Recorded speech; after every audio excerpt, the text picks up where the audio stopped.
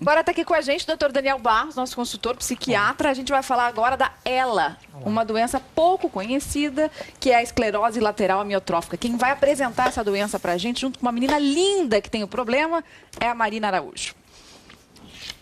Ela era modelo, adorava sair pra balada, gostava de frequentar academia, malhava bastante. Até que começaram a surgir os primeiros sintomas. Daí a Paulinha descobriu que tinha ELA, que é uma doença degenerativa dos neurônios motores que começam a paralisar os músculos do corpo. Aí vocês acham que ela se entregou? Se entregou não. O diagnóstico foi difícil de aceitar, mas ela não se rendeu. Além das 1000 atividades que ela faz, tá aqui, ó. Voltou à academia para fazer fisioterapia.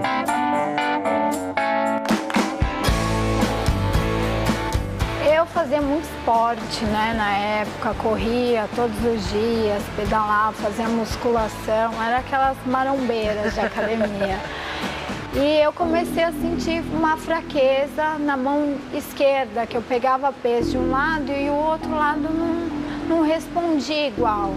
Aí, com o tempo, passou para a direita e depois para os pés. Desde os primeiros sintomas até descobrirem o que ela realmente tinha, passou-se 1 ano e meio.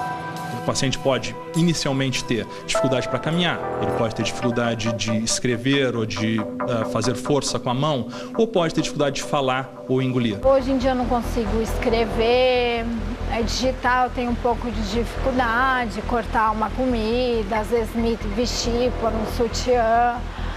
Mas eu lido bem com isso, assim. Eu tenho a família em volta que está sempre apoiando. Eu tenho meu namorado que é um anjo na minha vida, que é marido, né? Porque a gente já mora junto.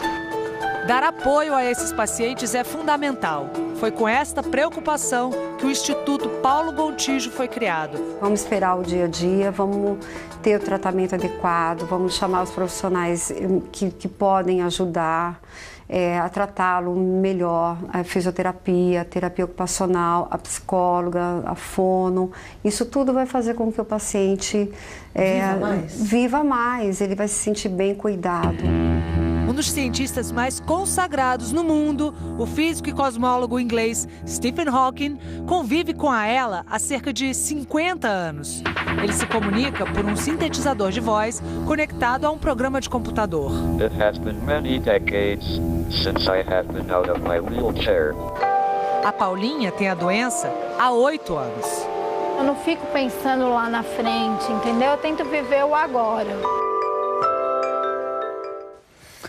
Muito bem, o doutor Paulo está aqui conosco. Doutor Francisco, desculpa, está aqui conosco, vai falar sobre... A gente estava comentando sobre a dificuldade do diagnóstico, o que torna a doença ainda mais difícil para o paciente, né, doutor? Nos serviços que mais atendem esclerose lateral amiotrófica, então nos melhores lugares, ainda assim a média de tempo entre o início dos sintomas do paciente e o diagnóstico é ao redor de 11 meses. Então, normalmente, quando um paciente é diagnosticado e pode começar a receber tratamento, ele já teve uma perda importante de neurônios motores. Perda importante de movimentos também importantes. A gente está falando de 11 meses de diagnóstico. Vamos ver aqui por que essa doença afeta tanto o movimento. Como é que ela começa? Tudo nessa parte do cérebro, doutor? Essa parte do cérebro é a área motora, onde saem os neurônios motores, que descem pela medula e dão origem, em diferentes níveis, a outros neurônios motores que vão, então, para os músculos, tanto dos braços, dos membros superiores, quanto, num nível mais abaixo também, das pernas. É mais ou menos nessa ordem ou pode ser de forma aleatória? É variável. Alguns pacientes iniciam nos braços, outros pacientes iniciam nas pernas, em geral, primeiro de um lado e depois do outro. A gente viu que a Paula, aquela moça da reportagem da Marina, ela já não consegue coisas básicas como pentear o cabelo, né? E pode iniciar na região dos músculos do pescoço, que são responsáveis pela fala e pela deglutição, ou iniciar nos membros, depois migrar para esses músculos. Então, a pessoa depois tem uma grande dificuldade também para respirar. Isso.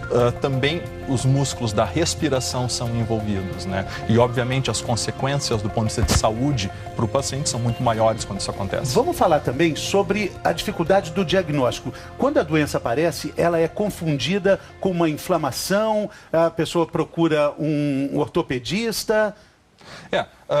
Vamos imaginar uma pessoa que comece com uma dificuldade para caminhar, uma perda de força na perna, e isso pode, pela instabilidade que essa perda de força gera, a pessoa torcer o pé, segue com dificuldade para caminhar, começa a imaginar, eu estou com dificuldade para caminhar porque eu torci o pé.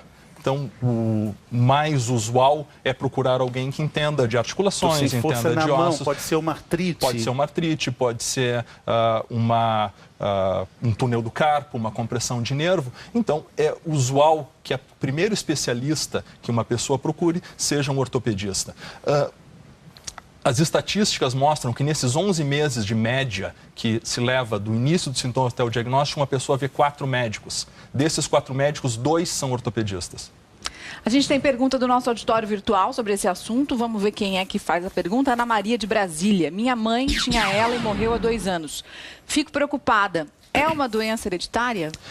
90% das vezes não é hereditária. As causas hereditárias para a esclerose lateral amiotrófica são ao redor de 10% dos casos. Então, se não existe nenhuma outra história familiar, exceto a mãe dessa telespectadora, provavelmente o risco dela é o mesmo risco da população em geral. Tem mais perguntas da internet, mais participação aqui. A Rita de Joinville, em Santa Catarina, qual a causa da ELA? Qualquer pessoa pode ter? É possível prevenir? Olha, Rita, antes de começar o programa, eu perguntei para o doutor, o que a gente pode fazer para prevenir?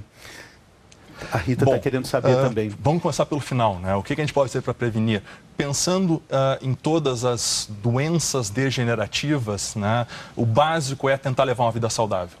Quanto mais saudável a vida que a gente leva, com moderação, menor as chances de desenvolver doenças como esclerose lateral amiotrófica, doença de Parkinson, doença de Alzheimer. O importante é que nós ainda não temos uma causa específica para ela. E suspeita-se que não exista uma causa única, pode existir uma série de causas que levam ao mesmo processo, certo? Claro, quando a gente conseguir descobrir melhor essas causas primárias, melhores tratamentos virão, né? Não existe nenhuma prevenção, exceto a gente tentar evitar os excessos. Existe uma idade preferencial para a doença começar a se manifestar? Ela é mais comum na faixa etária dos 50 a 65 anos. Mas ela pode acontecer em pessoas bem mais jovens. Existem pacientes... No caso da Paulinha que a gente viu também. No caso da Paula, existem pacientes com menos de 20 anos. Ela é rara antes dos 15 anos de idade, mas mesmo assim pode acontecer. A gente vai mostrar agora as fotos da dona Nilma, que teve ela, faleceu há exatamente 1 ano. Quem mandou as fotos da dona Nilma pra gente foi a filha dela, uma das filhas, a Fernanda. E ela gostaria de fazer uma homenagem pra mãe, pra dona Nilma, que ela disse que foi uma guerreira que conviveu com a doença. A gente está aqui fazendo essa homenagem. A dona Nilma foi casada por 39 anos com o seu Célio. Tiveram 3 filhas, Daniele, a Jerusa e a Fernanda, que foi que mandou a foto. Essa é uma foto do último São João, da última festa junina da dona Nilma, onde ela se fantasiou de noiva aí na igreja que ela frequentava. E ela diz o quanto foi importante a dona Nilma manter a expectativa de vida, a alegria até o finalzinho e ter principalmente a companhia dos amigos e da família. Doutor Daniel, quando a gente tem uma doença como essa, o paciente sofre, a família sofre talvez até mais do que o paciente. Ter esse convívio social, continuar frequentando festas, poder participar de atividades em grupo é importante? Isso é fundamental. O que a gente vê para qualquer doença crônica, qualquer doença degenerativa, aliás, qualquer doença em geral, a pessoa isolada, ela sofre muito mais e a doença evolui pior. A pessoa com suporte familiar, com suporte de amigos, com uma rede social, a doença evolui melhor e ela sofre menos. Porque às vezes, como o doutor estava dizendo, doutor, não tem cura muitas vezes, mas tem um tratamento e você pode melhorar a qualidade de vida da pessoa. E para isso o suporte de amigos, de família é fundamental. Bom, essa é uma doença que atinge os neurônios motores. Existem quantos, doutor? Milhares de neurônios. Milhões. E uma parte bem localizada do cérebro. Vou mostrar aqui no telão. Daqui a pouco a gente vai ver no ponto exato. Olha, nessa parte do cérebro estão os nossos neurônios motores. Isso. Né, doutor? Na verdade, existem dois grupos de neurônios motores. Um grupo que sai dessa área do córtex motor e desce pela medula e que faz conexão com um segundo grupo que está na medula e esse sim vai até os músculos. E todos esses neurônios motores estão representados num exemplo muito ampliado aqui nesse cérebro. Todos eles estão trabalhando, funcionando. O que a doença faz? Ela vai restringir a atividade desses neurônios. E a gente vai fazer isso agora. Olha, a gente vai ver que as luzinhas vermelhas pararam de funcionar. E possivelmente nesse momento ainda não se tenha nenhum sintoma ou se tenha sintomas bastante limitados que passam até despercebidos. É nessa hora que o paciente vai procurar um ortopedista, por exemplo, achando que é uma artrose, um machucado, mas a doença persiste e os neurônios vão ficando mais afetados e a gente vai limitar ainda mais, tirando o circuito verde. Eles pararam. Aí já existe uma limitação maior, não é, doutor? Claro. E o grande segredo, à medida que vão aparecendo tratamentos mais eficazes para a esclerose lateral amiotrófica, é antecipar o diagnóstico para quando a quantidade de neurônios motores funcionantes é maior. Porque qualquer impacto que a gente possa ter de um tratamento vai ser maior quando essa população de neurônios motores for maior. A gente recebeu também uma mensagem da Cíntia, de Salvador, contando que o marido dela foi diagnosticado com ELA. Eu vou ler uma parte dessa mensagem aqui. Ela diz o seguinte: meu esposo é portador de ELA há 2 anos. No início ele sentia falta de ar e apresentava só atrofia nas mãos. Andou de médico em médico, demorou para ter o diagnóstico, mas ela que desconfiou do diagnóstico porque uma amiga da Cíntia tinha falecido de ELA. Então ela foi ao mesmo médico e aí descobriu que o marido também era portador da doença. Só que essa médica disse sem nenhuma cautela, doutor Francisco, que o marido dela só tinha 6 meses de vida. Hoje já faz 2 anos que ele tem a doença, ele anda normalmente pelas ladeiras de Salvador, ele dirige motocicleta e ela quer fazer essa ressalva. Como é que os médicos podem dizer qual é a expectativa de vida de uma pessoa portadora de alguma doença e dizer também que a amiga dela, que faleceu muito rapidamente por causa da doença, se deprimiu quando soube da doença e aí ela acha que essa depressão fez com que a amiga vivesse menos. Faz sentido? Faz sentido. Às vezes a depressão por si só ela é um fator de piora dessas doenças. Né? E essa é uma notícia que tem que ser dada com muita cautela, porque você tem uma média. Porque as pessoas precisam entender que o médico sempre fala, até os médicos precisam entender, né? A gente sempre fala em média. Olha, em média as pessoas têm uma sobrevida de tanto. Se é uma média, significa que tem gente que vive menos e tem gente que vive muito mais. Quer dizer, essa sentença é um absurdo, né? Não existe forma mais fácil de errar do que fazer isso. Nesse caso, o erro pode ter consequências bastante danosas para o paciente, né?